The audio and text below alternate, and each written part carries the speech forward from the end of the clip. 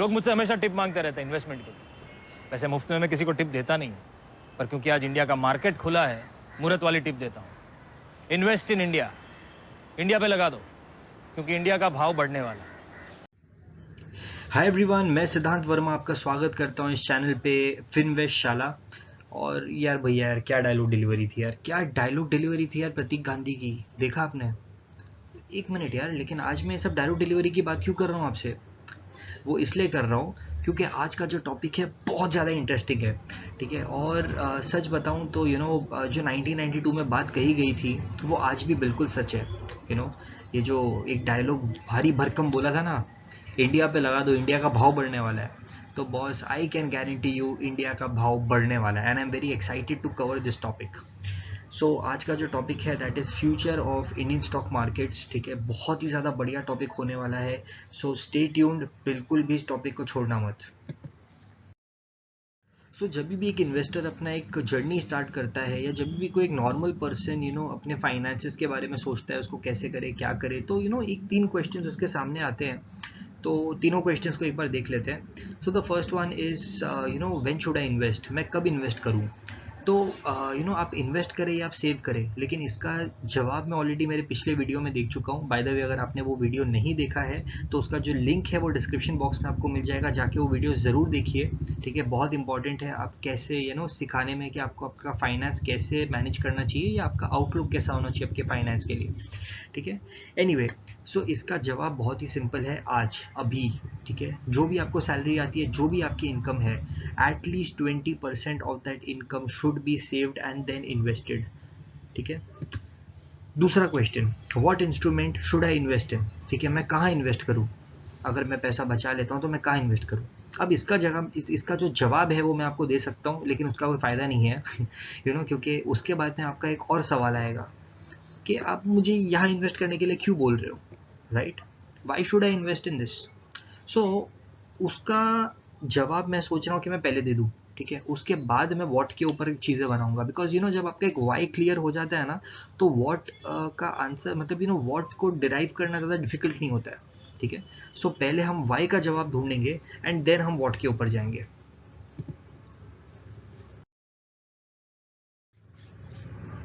आइए, मैं आपको एक नई दुनिया में लेके आया हूँ। ठीक है, this is welcome to the world of stock market. अब देखिए यार, मैं इस वीडियो में बहुत ज़्यादा डिटेल में नहीं जाऊंगा, वरना वीडियो बहुत लंबा हो जाएगा। ठीक है, मुझे इस वीडियो में सिर्फ आपको इतना समझाना है कि स्टॉक मार्केट्स को कैसे देखना चाहिए। ठीक है, बिकॉज जब मैं मेरे कॉलेज टाइम में था, तब मेरे लिए स्टॉक मार्केट गैम्बल था। ठीक है, मतलब लोग आते हैं, खरीदते हैं, बेचते हैं, कोई प्रॉफिट करता है, कोई लॉस करता है, एक दिन में करोड़पति, 21 दिन में पैसा डबल, है ना? बट स्टॉक मार्केट वो नहीं है दोस्त। The way you should look stock market is very different. Stock market को आपको ऐसे देखना है कि आप एक बिजनेस ओन कर रहे हो। चलिए आप मुझे बताइए कि एक बिजनेस अगर आज आपको खरीदना है तो आपको कितने पैसे लगाने पड़ेंगे? लाखों, शायद करोड़ों भी। ठीक है, लेकिन अगर आपके पास उतना पैसा नहीं है तो क्या आप बिजनेस ओन नहीं कर सकते हो? शायद नहीं, राइट? अगर आपको एक बिजनेस खरीदना है, मे बी अगर आपके एरिया में कोई बहुत अच्छा बेकरी है, या आपके एरिया में कोई बहुत अच्छी दुकान है, आपका मन करता है कि मैं वहाँ पे पैसे लगाऊं, लेकिन आप नहीं लगा सकते हो क्योंकि आप वो पूरी दुकान खरीदने के लिए आपको बहुत सारे पैसों की ज़रूरत है। लेकिन स्टॉक मार्केट एक ऐसी जगह है जहाँ आपको एक अपॉर्चुनिटी मिलती है कि आप एक छोटा सा पोर्शन उस बिजनेस का खरीद सकते हो। स्टॉक मार्केट को देखने का तरीका आपका बहुत अलग होना चाहिए। स्टॉक मार्केट को आप ऐसे देखिए जैसे वो एक एक बहुत बड़ी अपॉर्चुनिटी है, एक छोटा सा बिजनेस लेने के लिए वो आपको हेल्प कर रहा है। चलिए आगे हम लोग और भी चीज़ें जानेंगे about stock markets.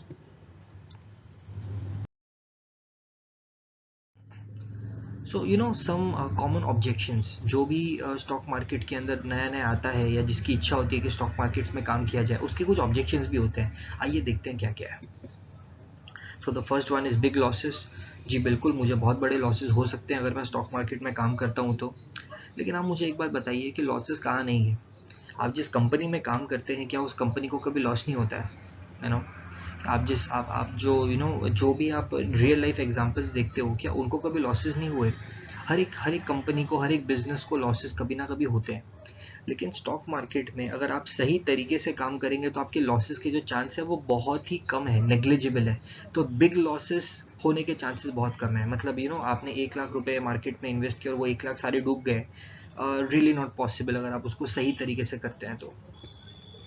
Very risky, ji sir बिल्कुल बहुत रिस्की है, बात तो आपकी सही है, मार्केट है तो रिस्क है, ठीक है। और हर्षद मेहता तो कहते भी थे रिस्क है तो इश्क है ना लेकिन हम जो बात कर रहे हैं वो थोड़ी सी अलग है। वेरी रिस्की, मैं नहीं समझता हूँ कि मार्केट्स बहुत रिस्की है। अगर आप उसको ठीक से ढंग से समझ के करेंगे तो कुछ भी रिस्की नहीं है मार्केट्स में।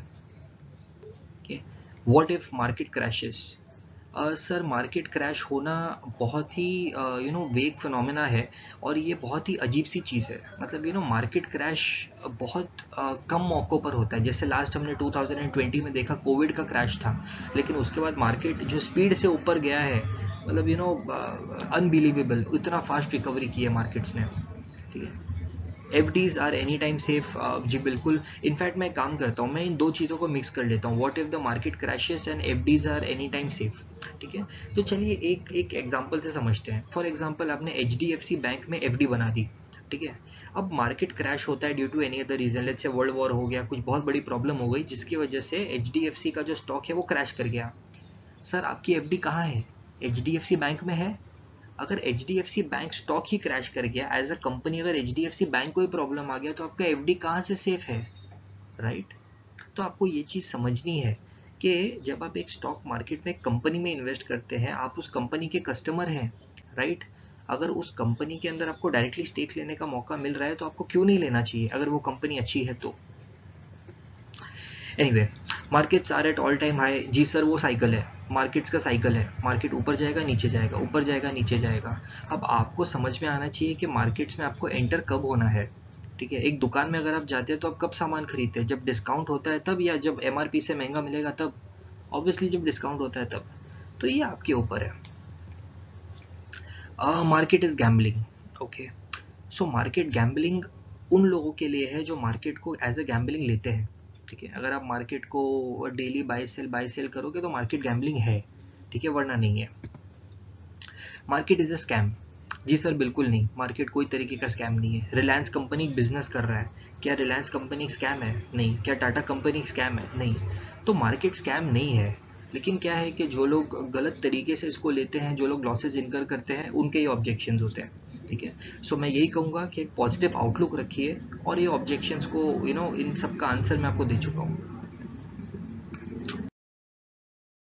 सो why should you look markets as an opportunity?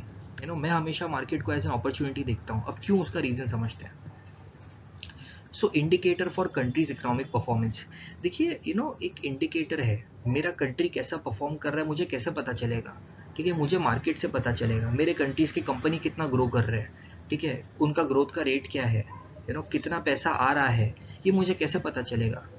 अगर अगर हमारे यंग पॉपुलेशन ज़्यादा खर्चा करती है, तो अगर खर्चा भी करेगी तो किसी ना किसी कंपनी का प्रोडक्ट खरीदेगी, ठीक है। और अगर वो प्रोडक्ट कितना ज़्यादा खरीद रही है वो किससे पता चलेगा? क्योंकि कंपनी का ग्रोथ ज़्यादा हो रहा है।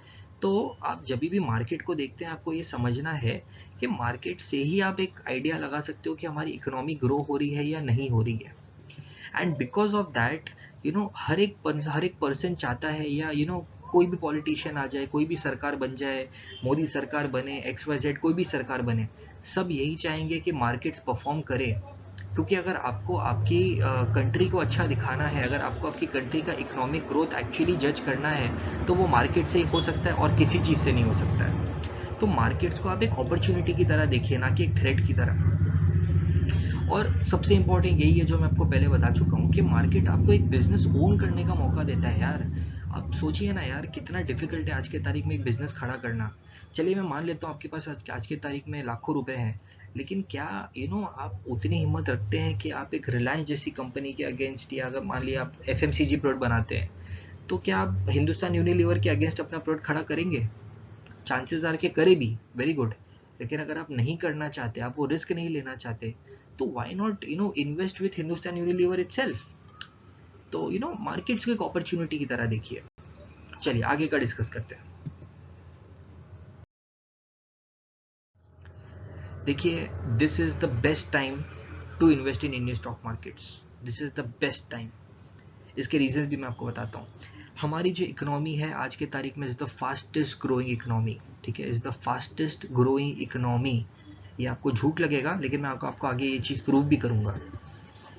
हमारी जो कंट्री है वो बहुत ही जल्दी थर्ड लार्जेस्ट इकोनॉमी बन जाएगी। जी बिल्कुल बन जाएगी। इसको कोई मैं लिख के भी दे सकता हूँ अगर आपको चाहिए तो। ये होगा।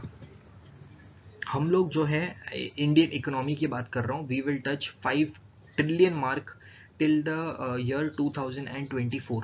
ठीक है, और ये सिर्फ मैं नहीं कह रहा हूँ, ये एक्सपर्ट्स का भी कहना है। आइए देखते हैं एक्सपर्ट्स का क्या कहना है।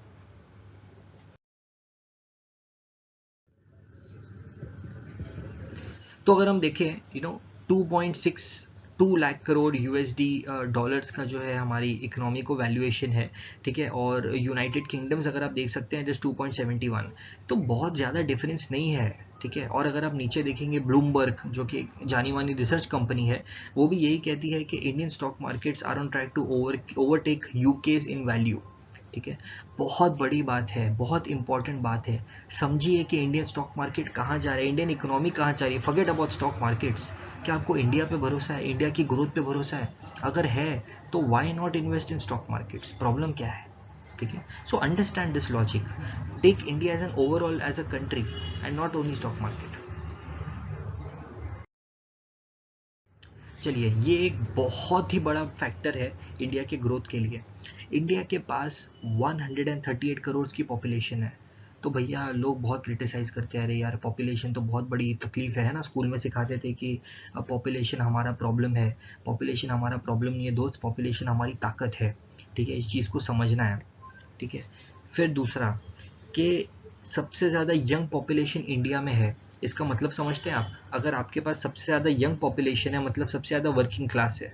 सबसे ज़्यादा वर्किंग क्लास है मतलब कहीं ना कहीं जो कंट्री में आप है वो कंट्री फ्लरिश करेगी, क्योंकि ज़्यादा लोग काम करेंगे, ज़्यादा बिजनेस अट्रैक्ट होगा, ज़्यादा चीज़ें आपके फेवर में टर्न करेंगी। ठीक है, तो ये एक बहुत ही स्ट्रॉन्ग पॉइंट है आपके। सबका एवरेज इनकम राइज हो रहा है। अगर आपका एवरेज इनकम राइज है तो ऑब्वियसली डिस्पोजेबल जो इनकम है वो बढ़ेगी। डिस्पोजेबल इनकम बढ़ेगी तो आपकी कंट्री के जो कंपनीज है वो और ग्रो करेंगे। ठीक है, सो सी एवरीथिंग, हर एक चीज़ एक लिंक है। आपको ये चीज़ समझनी है कि हर एक चीज़ कैसे फंक्शन करती है। हम लोग ऑलरेडी यूएसए और जापान जैसी कंट्रीज से बहुत ज़्यादा आगे हैं in terms of population and also in terms of young population. Japan में अगर आप देखेंगे तो आज के तारीख में जो ज़्यादातर पॉपुलेशन है वो ओल्ड पॉपुलेशन है। लोग अपने 40 प्लस के एज में पहुंच चुके हैं, लेकिन इंडिया में वो केस नहीं है, जो कि बहुत ही बड़ा स्ट्रेंथ है इंडिया का। आइए देखते हैं कि इसमें आर्टिकल्स और एक्सपर्ट्स क्या कहते हैं। सो देखते you can see it easily. सबसे पहले नीचे वाले एक आर्टिकल स्टडी कर लेते हैं। भारत में दुनिया की 21% युवा आबादी। ओके, सो ओवरऑल वर्ल्ड पे जो पॉपुलेशन है उसका 21% जो यंग पॉपुलेशन है वो सिर्फ इंडिया में है। ठीक है, और आगे एक बहुत बड़ा उन्होंने मजाक भी किया है कि अमेरिका और चीन का अगर मैं टोटल यंग पॉपुलेशन मिला भी लूँ तो भी वो इंडिया के बराबर नहीं आ पाता है। तो आप सोचिए यार कितना स्ट्रॉन्ग इंडिया के पास डेमोग्राफी है। आप उसको समझिए, इंडिया का पावर समझिए यार। Trust in India, trust in the growth what is suppose to come. ठीक है, फिर आप ऊपर वाला आर्टिकल भी देख सकते हो, the young the restless. Okay, वहाँ पर भी आपको दिया है कि सबसे ज़्यादा वर्किंग क्लास इंडिया के पास आएगा। सबसे ज़्यादा जो यंग पॉपुलेशन है वो इंडिया के पास होगी, तो ग्रोथ क्यों नहीं होगी इंडिया में? ठीक है, सो ये आप समझिए। चलिए, ये तो पॉइंट बहुत इंपॉर्टेंट है। बहुत सारे लोग हैं आज भी जिनको स्टॉक मार्केट पे डाउट है, कैसे काम करता है स्टॉक मार्केट, आगे चलेगा भी कि नहीं चलेगा। यहाँ से आपको पता चलेगा। If you can see the blue arrow जो मैंने नीचे वाले ग्राफ में बनाया है, ये है कोविड का टाइम, मार्च 2020। तो आप देख सकते हो ऑब्वियसली तब लॉकडाउन था तो काफ़ी लोगों ने अपने अकाउंट्स ओपन करे थे स्टॉक मार्केट्स में, क्योंकि लोगों को काफ़ी ज़्यादा लोगों की जॉब भी जा चुकी थी। लोगों ने इन्वेस्ट करना स्टार्ट किया, लोगों ने मार्केट्स के अंदर एंटर करना चालू किया। और बहुत लोग बोलते हैं कि ये सिर्फ इसलिए हुआ क्योंकि कोविड था। ठीक है, see I can agree to that point. लेकिन आप एक चीज़ समझिए, ये 2 महीना, 3 महीना, 4 महीने का असर हो सकता है, लेकिन टिल मई 2021 वो ग्राफ बढ़ता ही जा रहा है। क्यों बढ़ता जा रहा है? बिकॉज लोगों को समझ में आया है कि हाँ भाई, स्टॉक मार्केट्स में जेन्युइनली कहीं ना कोई अपॉर्चुनिटी तो है। राइट, चलिए देखते हैं। बहुत सारे रिटेल इन्वेस्टर्स एंटर कर चुके हैं ठीक है, इन्वेस्टिंग के लिए। जैसे आपको क्लियरली दिख रहा होगा, ठीक है, जो ग्राफ मैं आपको बता रहा हूँ उसमें बहुत ज़्यादा क्लियर है कि जितने ज़्यादा लोग एंटर हुए हैं मार्केट में, बहुत ही बड़ा फिगर है, कोई छोटा मोटा फिगर नहीं है। ठीक है, दूसरा फिगर ये है कि 81 लाख न्यू इन्वेस्टर्स ने एंटर किया है म्यूचुअल फंड स्पेस इन 2020। उन लोगों ने म्यूचुअल फंड में इन्वेस्ट करना शुरू कर दिया है, 81 लाख न्यू इन्वेस्टर्स। बहुत अच्छी बात है, इंडिया के लिए ये एक बहुत पॉजिटिव साइन है कि आपका जो पैसा है वो इंडियन मार्केट्स में लग रहा है, जिसकी वजह से इंडियन मार्केट और फ्लरिश करेगा। ठीक है, सो अब आपके ऊपर चॉइस है कि आपको इसका हिस्सा बन के वो प्रॉफिट्स इंजॉय करने हैं, या आपको सिर्फ बैठे बैठे मार्केट को जज करना है और देखते रहना उसको ग्रो होते हुए।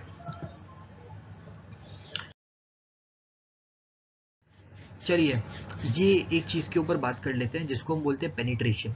ठीक है, इंडिया में पेनिट्रेशन का सबसे पहले तो मैं एक डेफिनेशन देने की कोशिश करता हूँ जितना मैं समझ पाता हूँ। पेनिट्रेशन ये है कि अगर किसी प्रोडक्ट के और कितना स्कोप है, फॉर एग्जांपल अगर मैं इंश्योरेंस बेचता हूँ तो मैंने कितना मार्केट कवर किया, मेरे लिए और कितना मार्केट बाकी है। ठीक है, सो ये है पेनिट्रेशन ऑल टुगेदर। तो अगर हम देखें तो इंडिया अभी तक it's not a mature market till now. बहुत सारे ऐसे चीज़ें हैं या बहुत सारे ऐसे इंडस्ट्रीज़ हैं जहाँ पर अभी तक प्रॉपरली मार्केट मैच्योर हुआ ही नहीं है। काफ़ी सारा पॉपुलेशन अभी भी बाकी है जिसको हमको टैप करना है।